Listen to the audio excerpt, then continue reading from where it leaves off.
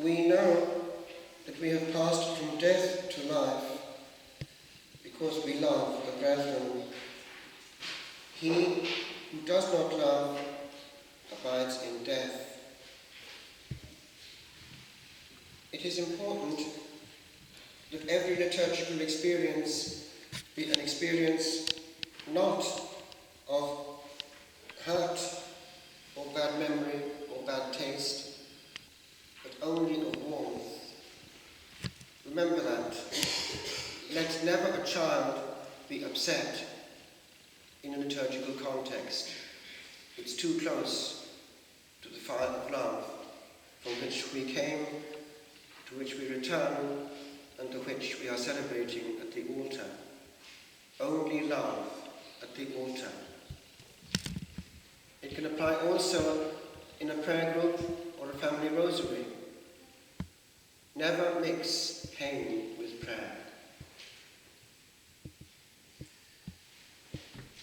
Unforgiveness is a cancer, and if it's there in our prayer is contaminated. The Lord actually wanted that as a reminder until the end of time, as a conditional clause in the Our Father. This is the week of Corpus Christi on the Old Octave. We had it on Thursday, but we will have a procession at the end of this Holy Mass for those who couldn't be with us on Thursday.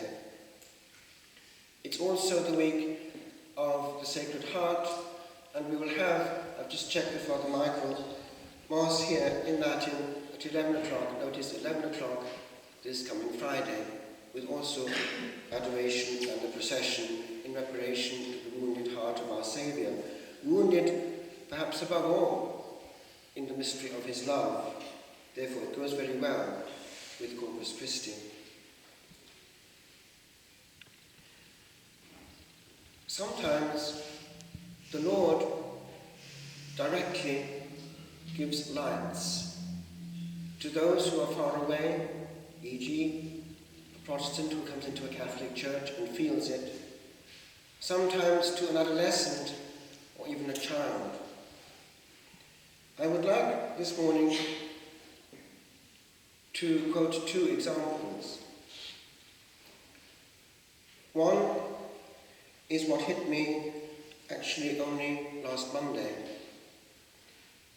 I had to go very briefly down to Westminster Cathedral just to talk seriously about a certain problem we have in Wales with a Welsh friend of mine there, in union with what we're trying to sort out in the Cylch Catholic. And because I made a mistake getting off a flight I'd never done before, I got to London by Ryanair via Southend, I took the wrong direction for the train, but nothing happens by chance.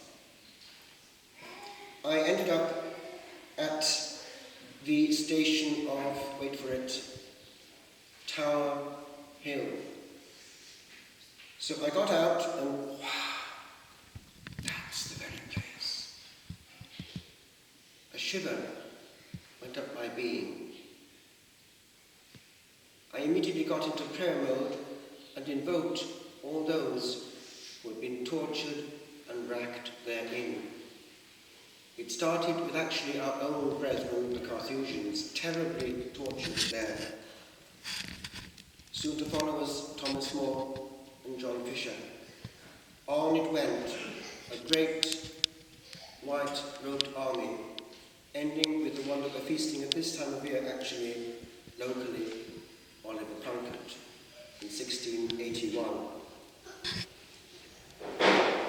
As it happens, in France, I had read the whole diary of one of them, Father Gerard, part of the underground Jesuit network. They meant business, that's why they were so much traced down and tortured. They were determined to reconquer England for the Catholic Church. We know from the manifesto, it's extremely powerful. They knew what was waiting for them, nothing was spared. It was a whole underground, accompanied with, as you know, the great expert in hidey holes, Brother Little John, who made these hidey holes so perfectly that they'll never ever be found, probably, quite a lot of them. And so, quite a lot of these would have been Anglicans which came over. John Roberts, our own local one, was. He was caught at the altar in his robes. So also was the great Edmund Campion, after whom Campion Hall is named in Oxford. One of the bright luminaries of the whole of Europe, a brain without a power. And he was known, for already at the age of 26, the Queen had encountered him precisely at Oxford. He was the gem. And that same Queen had to authorize eventually his interrogation. And you know what that means. And so he was put to the rack, not once, not twice, but thrice. And he is known to have confessed that he thought that at the last session they actually meant to end his life. So atrocious was the dismembering. That all passed through my head as I gazed at the Tower of London. Also the fact that that same Father Gerard had obtained all that was necessary in secret, using secret ink, to celebrate the sacred mysteries in his cell. So great was their thirst for Corpus Christi, the mystery of Calvary on earth. I give you at the end this sonnet which I wrote on the exquisiteness of man's genius in inventing pain, man's inhumanity to man, the brilliance of the executioner and torturer. How could we cause the maximum of pain? Father Gerard, because he escaped and was not sent back from the continent, gave us all that happened in the torture. The manacles was a classic one. Ours, actually, all the weight of the body here, in such a way that at the end of each session,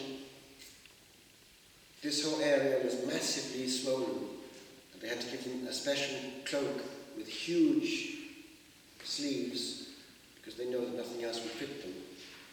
And with these mangled limbs, he celebrated Holy Mass, and eventually escaped with sheets.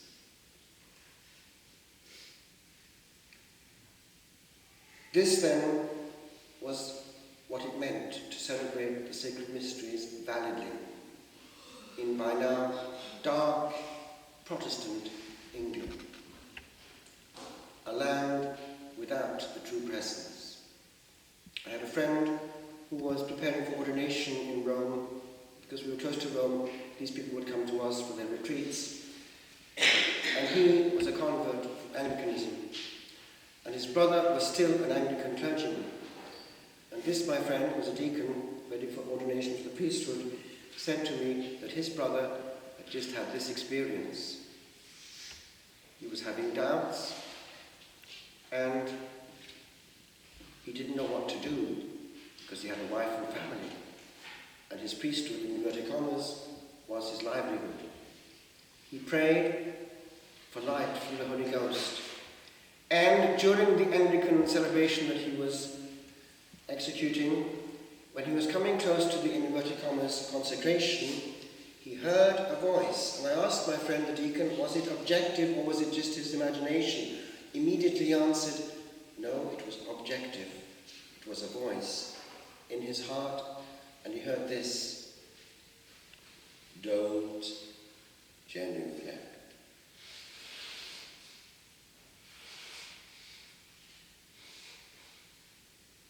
I make a jump. Edmund Campion was confronted much later in time with the same mystery of truth and light as John Henry Newman. By the way, a little parenthesis, by chance, I found myself in the very chapel last Monday where John Henry Newman, the young John Henry Newman, with his father, his dad, had, the first time in his life, had an accidental encounter with this very thing. They had walked into this chapel, which is still there, and saw what was going on. It was a Roman Catholic, a Papist Mass. And do you know that he was moved? What he called a holy familiarity with heaven. What I know only too well from the travelling people here around. In fact, the person who helps to clean the house sometimes complains always that the statue in the hallway is always covered in erasable, difficult to take off, rouge, maximally rouge lipstick. The love of the simple for heaven is tangible. And he, for the first time, was challenged by the simple. The simple have a language of their own, but also the young have a language of their own. And this day, I'd like to draw your attention to a case that you may not yet have come across, but probably will in time to come. It's the case of Carlo Acutis, an Italian who was actually born in London on the 3rd of May 1991. His parents, Andrea and Antonia, were there on business. They returned home in September to Milan. His mother actually didn't have much faith, but the boy had been taught, it seemed, by the Holy Spirit himself. It was a puzzling case.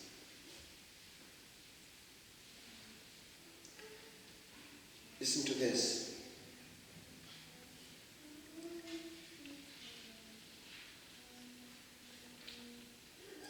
He was sent to a local school run by the Marcellina sisters. I have a friend in there. She entered not long ago. They teach young girls and boys.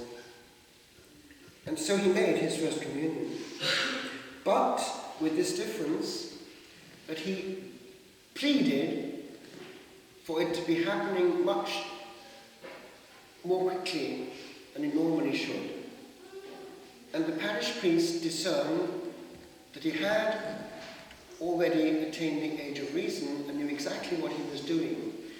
But he did give this condition that it should happen at an early age, but not in a noisy place, in a quiet chapel apart, in actually a monastery where things were purely discreet and vertical.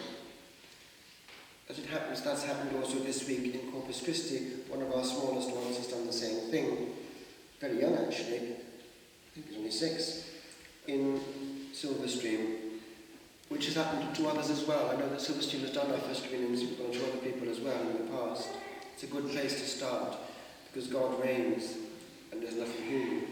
And that's the correct atmosphere. So, he took it very seriously. And he began to realize what the real presence meant. He spoke this when talking about adoration. If we get in front of the sun, we get suntans. But when we get in front of Jesus in the Eucharist, we become saints. He had this to say, for some mysterious reason: I will die young. He repeated it often.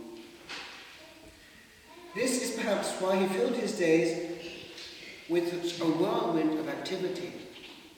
He was very good at sport. He was good at music, the saxophone.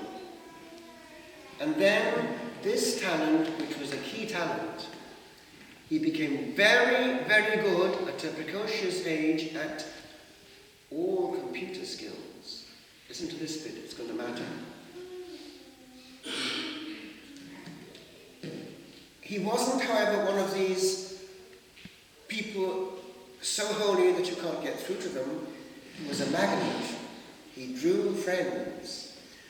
They came for help, for intellectual reasons, but also because of his warm character. He radiated warmth. Remember that.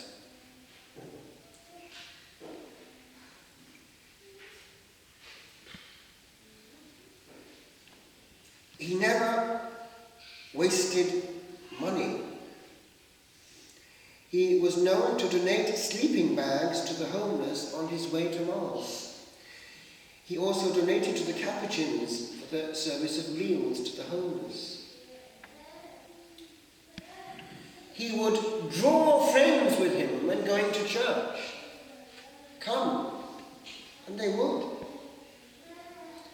They would reconcile to God, which gave him great joy. He himself always went once a week to confession. It's a good rhythm for the young, because the occasions of sin are greater. And he had this to say, which is a good philosophy. Sadness is the gaze towards oneself, what we might call navel gazing. Happiness is the gaze turned towards God. Conversion is nothing but moving the gaze from the bottom to the top. A simple movement of the eyes is enough. Remember that the monastery of Poor Clares, or rather of Carmelites in Bethlehem, which the Lord himself constructed through a mystic, has all the windows pointing to the skies.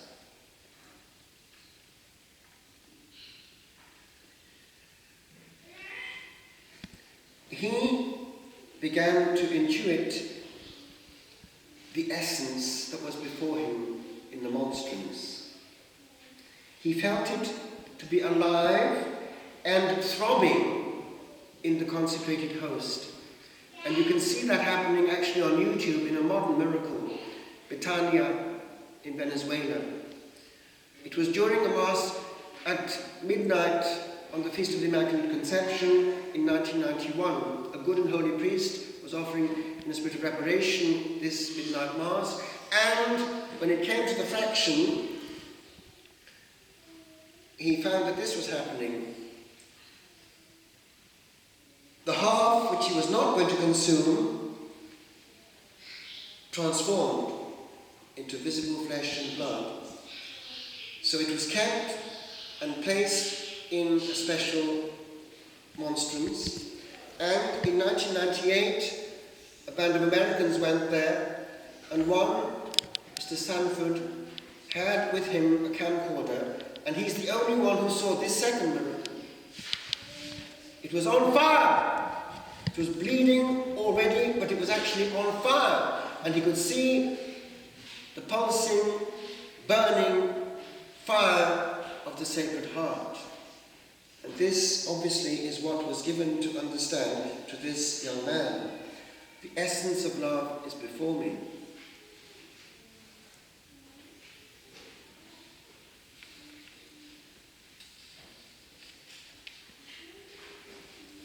Our aim, he said, has to be the infinite and not the finite. The infinite is our homeland. We have always been expected in heaven. So he's homeward bound, but he's going to do something which is going to have a huge impact on the internet before he goes home at a very early age. He decided that this had to be known. The miraculous power that he could feel in the monstrance had to be his message to the world.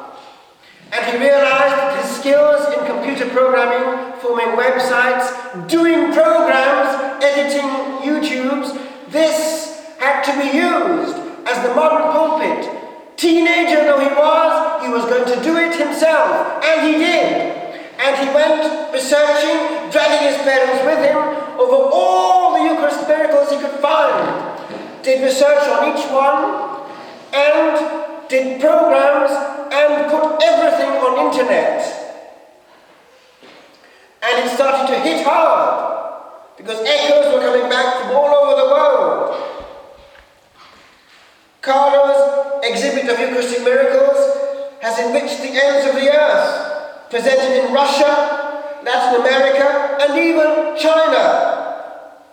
In the United States, thanks to the help of the Knights of Columbus, it has been hosted by thousands of parishes and hundreds of universities. What was so special about Carlo? He welcomed and loved Jesus as a friend, while still living deeply immersed in the world of today, mastering computer programming, film editing, and website creation by the age of 15.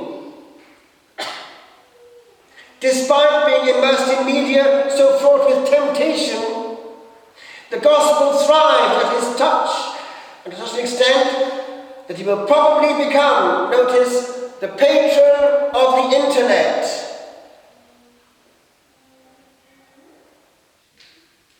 He had written that we are all born as originals, but many die as photocopies. We have to be cool, don't we, young people, like everyone else, photocopies. He survived the Xerox machine of modernity and the internet, and actually thrived within it.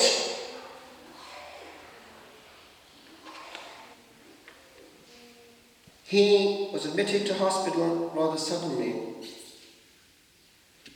and said, "From here, I do not go out anymore. Non esco più da qui." The diagnosis was acute promyelocytic leukemia.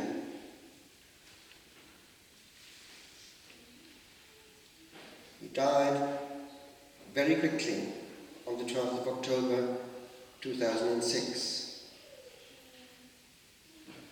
On February of 2013, with Cardinal Angelo Scola, Archbishop of Milan, inaugurating the process and then concluding it on the 24th of November of 2016, the formal introduction of the course came on the 13th of May 2013, and Cardinal Acutis became titled as a servant of God.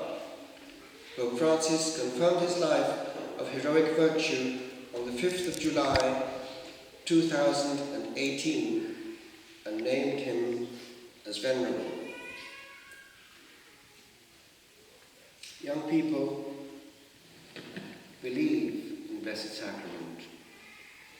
It's far more real than you are yourself.